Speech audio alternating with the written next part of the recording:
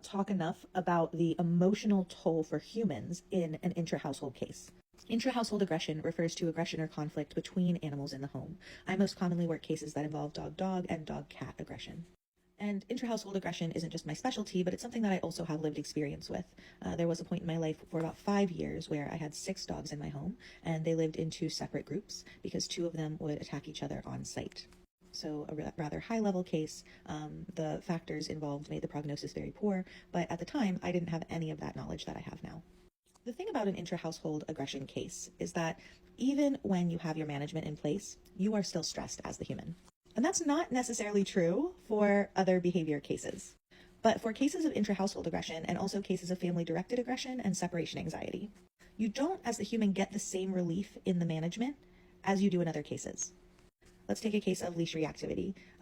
When we're putting management into place, we are ideally putting management into place that is going to prevent the dog from experiencing those big stress responses, rehearsing the unwanted behavior, strengthening negative associations, being unsafe or putting someone else in an unsafe situation.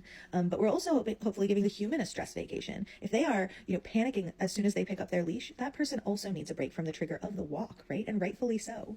Or they might get strategies that allow them to avoid the triggers. Maybe they needed permission to turn and go the other way. And now that they have that, they're experiencing some relief as well as their dog.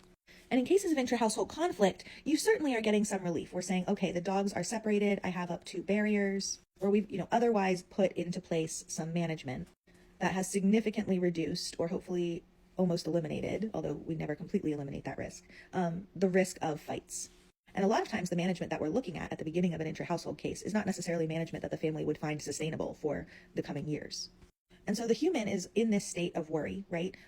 Which dogs are not worrying about the future in the way that humans are worrying about the future. What is this going to look like? What can I live with? What can't I live with? And if I can't live with something, what options does that leave? And it usually leaves options that the person never thought that they would have to consider because they never thought that they would be in this position, because it probably never crossed their mind that this was even a thing that could happen unless they've had experience with it before.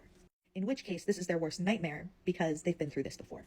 And then on top of that, intra-household conflict pretty inherently means that there are 2 pets that you care enough about to have them in your home, and they're hurting each other, or one is hurting the other. And those are not great feelings to try to hold in one place. Those are difficult